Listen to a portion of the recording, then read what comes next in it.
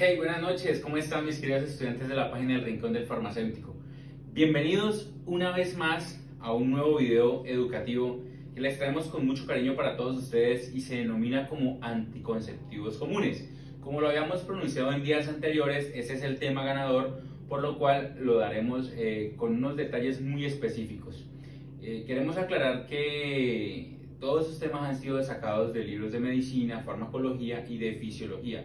Por lo tanto, si tienen dudas con respecto a el tema o cosas que quieran saber adicionalmente, lo pueden dejar aquí abajo en los comentarios y nosotros con gusto lo responderemos. Una vez más me presento, mi nombre es Alexander Valderrama y vamos a ver nuestro tema de anticonceptivos comunes.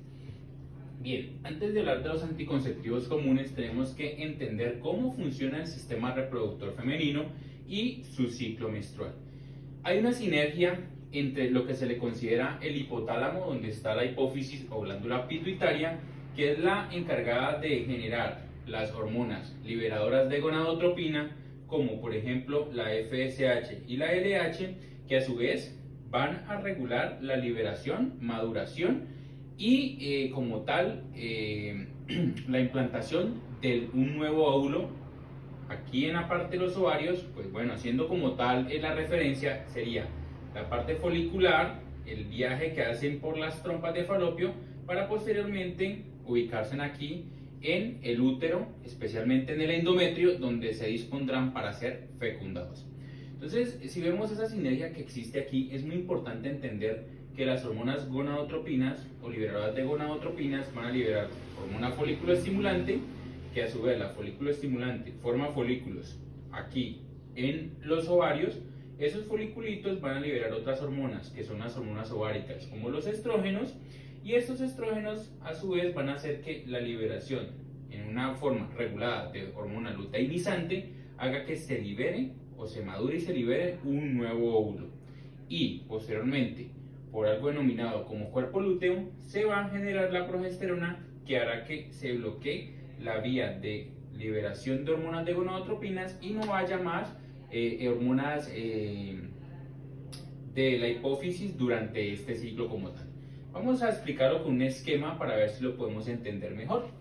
Bien, entonces, para ver este esquema hay que tener en cuenta que hay una sinergia entre el ciclo ovárico, el comportamiento hormonal de la hipófisis, o sea, la hormona folículo estimulante, la hormona luteinizante, y el comportamiento hormonal ovárico, como lo es, por ejemplo, los progestágenos y el estrógeno. Y también el ciclo uterino, que tiene que ver con el espesor o el engrosamiento y el adelgazamiento del endometrio. Si vemos aquí este esquema rápidamente, podemos ver que en el ciclo menstrual de la mujer están implicados el ciclo ovárico, el comportamiento hormonal de la hipófisis o las hormonas endocrinas como la folículo estimulante y la luteinizante, las hormonas ováricas, que pues valga la redundancia, van a ser liberados por por los ovarios, perdón, como lo son los estrógenos y los progestágenos, y tendrán una implicación en el ciclo uterino. Entonces, ¿cómo se va a comportar esto? Bueno, pues realmente van a ser a nivel hormonal. Las hormonas liberadoras de gonadotropinas liberarán folículo estimulante al inicio del ciclo. Recordemos que del día 0 al día 14, todo eso se le conoce como la fase folicular. Y del día 14 al día 28, todo eso se le conoce como la fase lútea. La fase folicular hará que las hormonas liberadoras de gonadotropina liberen hormona folículo estimulante para que en el ovario se empiecen a formar un nuevo folículo, se madure, ¿cierto?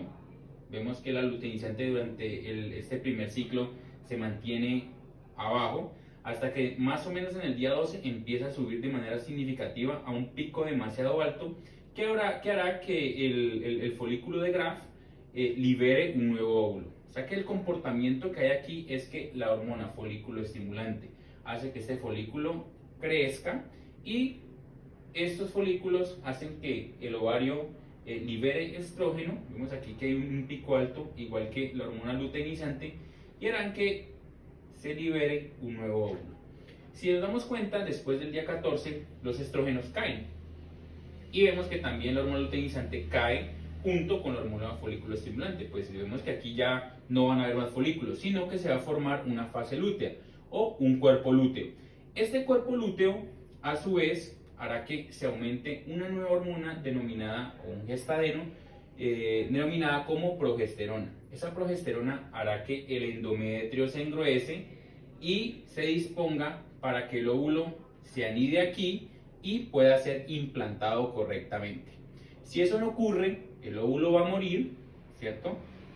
El cuerpo lúteo pues se degenera, deja de producir progesterona, se cae significativamente el pico de las hormonas ováricas, el endometrio adelgaza de manera significativa y empieza una nueva menstruación por decamación del endometrio. Entonces, si nos damos cuenta, lo magnífico que pasa aquí en el ciclo menstrual de la mujer, y es cómo están regulados todos estos procesos, y es que todo se da a nivel de las hormonas que se liberan en la hipófisis y en los ovarios. Entonces, importantísimo, la fase folicular, la fase lútea. Si tienes más dudas acerca de esto, nos puedes preguntar en nuestros comentarios. Ya hablando propiamente de las hormonas sexuales ováricas, pues vemos que las que están presentes y las que le dan, como por así decirlo, los aspectos femeninos son los estrógenos y los progestágenos. Los estrógenos dan caracterización femenina, o sea que hacen redistribución de la grasa del cuerpo. Prácticamente lo que hacen es quitar la grasa mala, poner la grasa buena, como se dice, redistribuyen la grasa hacia los senos, hacia las caderas, dándole la silueta femenina como tal.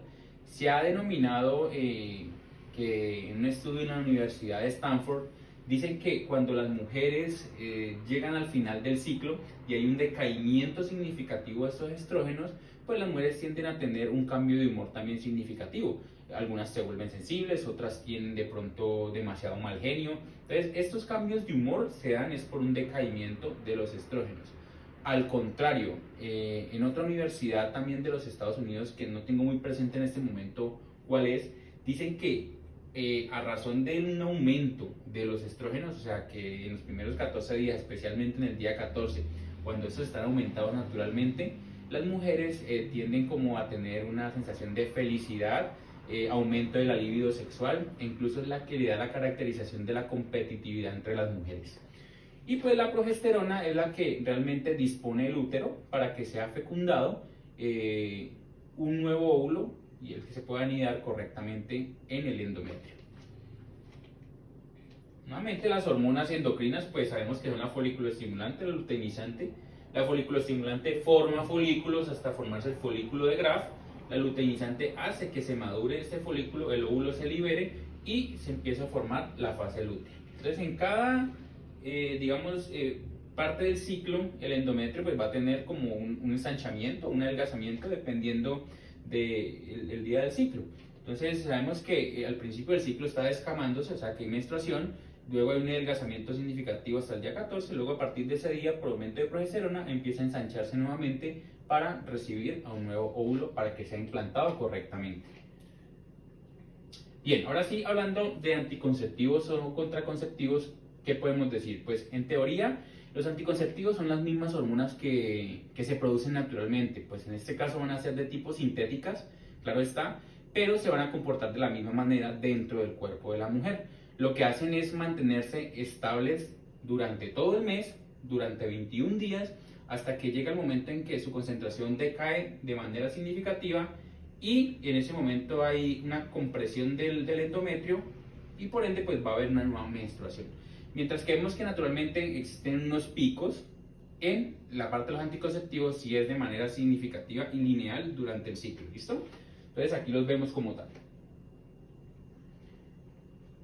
¿Dónde van a actuar? Pues actúan también de la misma manera como actúan los naturales, actúan a nivel de los ovarios directamente. ¿Por qué? Porque lo que hacen es aumentar la parte estrogénica y progestágena, y en el sistema endocrino indirectamente porque van a bloquear la liberación de gonadotropinas por bloqueo de la hormona liberadora de gonadotropinas. ¿Cuál es su mecanismo de acción? Pues como lo decía, entonces si tenemos un anticonceptivo que es de un progestágeno, por ejemplo, progesterona, pues esta va a bloquear las hormonas liberadoras de gonadotropinas, no va a haber FSH, por ende no va a haber folículo, Si no hay folículo, no hay óvulo, o sea que el primer mecanismo de acción o el primer efecto que tienen los anticonceptivos es la anovulación, o sea, no hay óvulo durante el ciclo. Y pues por ende pues tampoco hay LH, o sea, luteinizante, o sea que no va a haber ninguna maduración como tal. ¿Cuáles son los efectos más representativos de los anticonceptivos? Pues el primero, como lo expliqué, lo hacen por un efecto de bloqueo, por aumento de progesterona, de bloqueo de las hormonas liberadoras de gonadotropinas, produciendo así la anovulación. Por ende, pues no va a haber óvulo. Si hablamos de anovulación es porque no hay ovulación como tal durante el ciclo. Hay un espesamiento del moco cervical, lo que hará que impida que el espermatozoide llegue al sitio donde tiene que llegar, o sea, le dificulta el paso del esperma, y el aumento del peristaltismo uterino, o sea, las tubas uterinas van a tener una vibración significativa que harán que también sea muy difícil el ascenso de estos espermas. Entonces, digamos que los tres efectos más significativos de los anticonceptivos son esos tres: anovulación, espesamiento del moco cervical y peristaltismo en las tubas uterinas. ¿Cuál es el resultado? La contracepción o anticoncepción como le conocemos naturalmente. Ya hablando propiamente de las hormonas sintéticas, vemos que hay hormonas individuales como por ejemplo de tipo estrogénicos, como los estrógenos conjugados, el estradiol valerato y el estriol. Esos que vemos aquí prácticamente se utilizan como monoterapia para mujeres que son menopáusicas, ya que en la menopausia, como sabemos, hay un decaimiento significativo de los estrógenos, lo que hace que el comportamiento de la mujer cambie también significativamente, y pues también el metabolismo del hueso represente algo que pues a largo plazo se dé algo como la osteoporosis. Entonces el debilitamiento de ese hueso pues puede traer sus consecuencias. Entonces se empieza a ver una terapia que se llama terapia de reemplazo hormonal. Entonces se puede hacer con estrógenos conjugados, estradiol valerato o estriol. Esto lo va a decidir un médico, en especial el especialista en ginecología es el que decide cuál es el tratamiento más adecuado para la mujer menopáusica. Otras hormonas individuales de tipo progestágenos son, por ejemplo, el levonorgestrel, como el Mirena, que sabemos que es la T que se implanta intrauterina, la noretisterona enantato, esta es bimensual, la medroxiprogesterona acetato y la progesterona como tal. Estas también son monoterapias. El médico especialista es el que decide, nuevamente lo repito, cuál es el tratamiento más adecuado para usted. Están los preparados fásicos de administración oral como los monofásicos, los bifásicos y los trifásicos. Aquí básicamente lo que tiene que ver es el comportamiento que hay de los estrógenos y los progestágenos, la estabilidad que hay en la concentración durante todo el ciclo menstrual. Por ejemplo, en los monofásicos pues se mantiene digamos una concentración estable entre los dos tipos de hormonas. En los bifásicos pues los estrógenos van a tener un pico más alto que los progestágenos, y en los trifásicos pues va a ser todo lo contrario que los bifásicos. ¿Esto para qué se hace? Para ver una regularización durante el ciclo menstrual de la mujer y no cargarla tanto de estas hormonas sintéticas. Hay otros como los preparados inyectables, en este caso la medroxiprogesterona acetato, es un monofármaco, en este caso es un progestágeno que se utiliza para un tratamiento de 90 días aproximadamente, o sea que quiere decir de que no va a haber ovulación durante ese tiempo, y la nueva dosis se aplicará durante 90 días. Tenemos la noretisterona con etinilestradiol, entonces tenemos aquí una combinación entre un estrógeno y un progestágeno, que lo que hace pues también es proteger a la mujer durante 30 días de acuerdo a la concentración que tiene. Eso es lo que va a actuar como tal esa hormona en los niveles que se van a mantener durante el ciclo. Y la medroxiprogesterona más etinilestradiol, también con nombre de ciclofen, pues va a tener los mismos efectos que hace la mexilina. ¿Qué otros tipos de anticonceptivos hay? Pues bueno, también tenemos, por ejemplo, los parches transdérmicos que se tienen que cambiar cada 7 días, que tienen una liberación de hormonas como el norelgestromina más etinilestradiol. Tenemos el Yadel, que contiene levonorgestrel, que son unos endoceptores que liberan cada 24 horas una carga de progestágenos en el cuerpo de la mujer. Esto pues está programado para que sea así durante 5 años aproximadamente, con una efectividad del 99,8%. Y tenemos pues la Mirena, que también es levonorgestrel, pero en este caso va a ser de manera intrauterina, o como se le conoce, la T. Hay otros anticonceptivos que se le consideran como anticonceptivos de emergencia. Este era nuestro tema, otro tema que estaba propuesto para poderlo dar. Aquí simplemente lo que vamos a hablar de los anticonceptivos de emergencia es que tienen una carga hormonal bastante, por así decirlo, chiquita, pero que se tiene que tomar de forma inmediata. Se supone que esta hormona, como el levonorgestrel en 0.75 miligramos, lo que hace es evitar de que el óvulo se madure, por lo tanto pues genera la anovulación inmediata, y lo que va a hacer también es el espesamiento del moco cervical y no va a permitir de que haya una implantación del óvulo. Entonces, estos anticonceptivos de emergencia se tienen que tomar en las primeras 72 horas después del coito. Cada 24 horas que van pasando, la efectividad de este fármaco empieza a disminuir en aproximadamente un 35%. Entonces hay que tener muy en cuenta de que si lo vas a tomar, sea pues por las primeras 24 horas. Algunos ginecólogos recomiendan que este levonorgestrel no se tome más de 2 veces al año. Desafortunadamente en nuestro mercado se evidencia de que el levonorgestrel en 0.75 es de alta venta. Sin embargo, también nosotros recomendamos que no se tome de manera prolongada, porque a largo plazo esto puede generar efectos colaterales como el tromboembolismo. Entonces pues hay que tener mucho cuidado. También están los desórdenes hormonales, el desorden también menstrual. Entonces todo esto hay que tenerlo muy en cuenta. Además de que cuando empezamos a administrarle al cuerpo un fármaco de manera repetitiva, pues vamos a entrar en un tema de tolerancia, posterior taquifilaxia, y pues ya no nos va a servir. Perfecto. Entonces, las posibles terapias no contraceptivas, o sea que los anticonceptivos también pueden servir para otro tipo de terapia, pueden ser, por ejemplo, la regulación del ciclo menstrual. Si tienes dudas sobre esto, puedes preguntarnos en nuestros comentarios, o puedes pedir más asesoría a tu ginecólogo de confianza.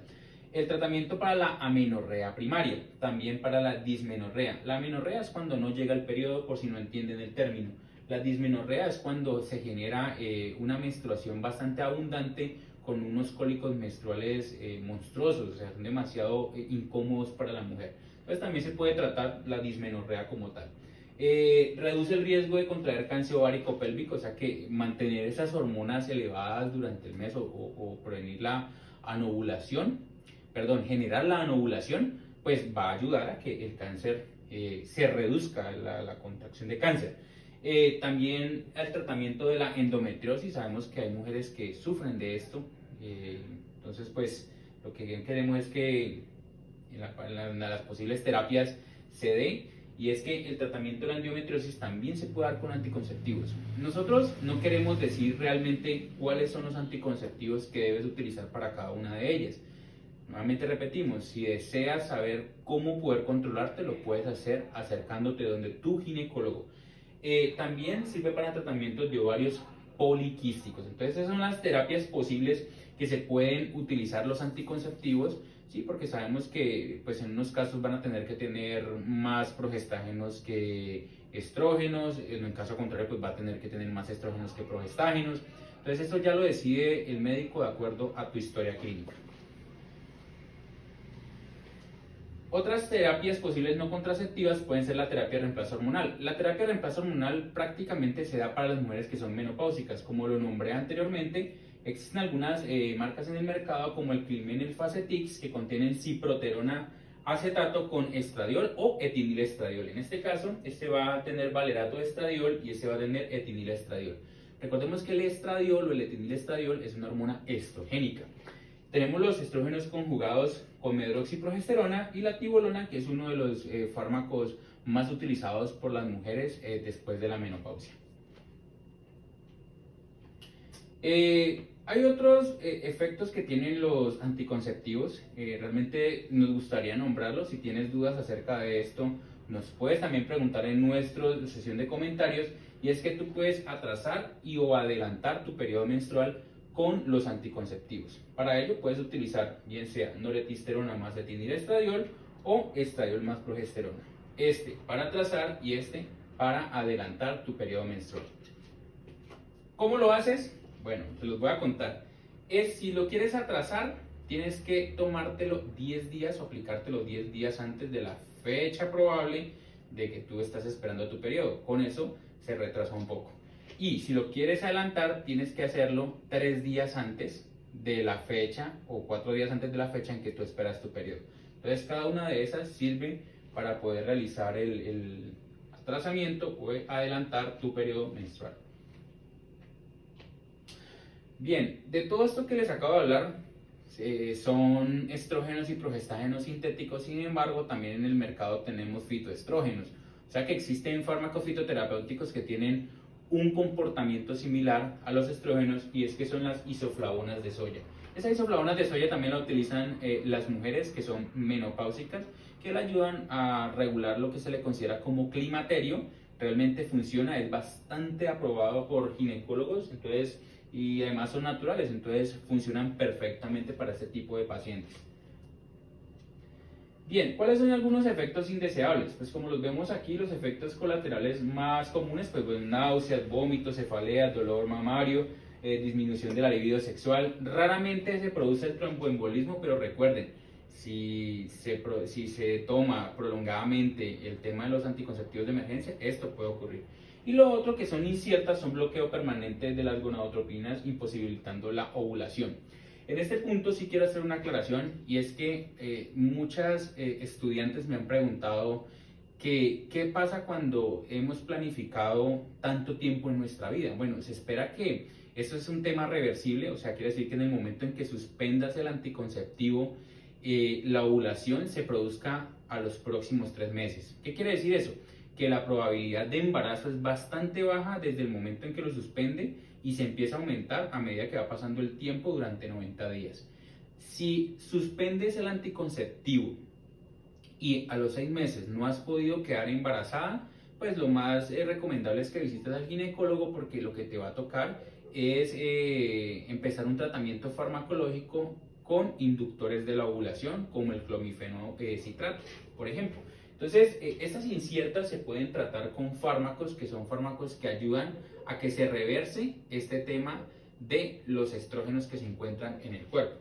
Como por ejemplo, tenemos, vuelvo y les repito, el clomifeno, que es un inductor de la ovulación, o el tamoxifeno, que es utilizado para la ginecomastia. En este caso, pues es aumento de las mamas, pueden ser en el hombre o en las mujeres, y también eso, pues como genera cáncer de mama, entonces el tamoxifeno es un antiestrogénico utilizado para el tratamiento de este tipo de patologías.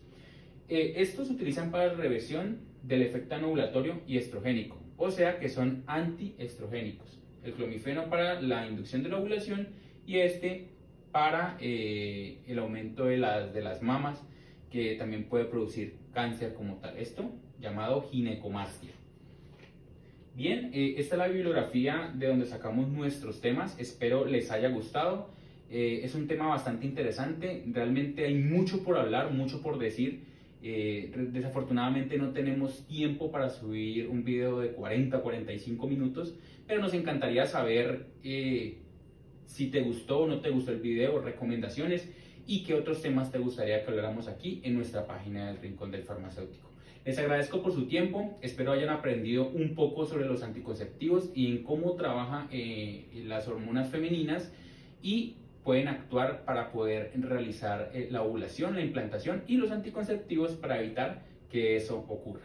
Muchas gracias por su atención, les deseo una feliz noche.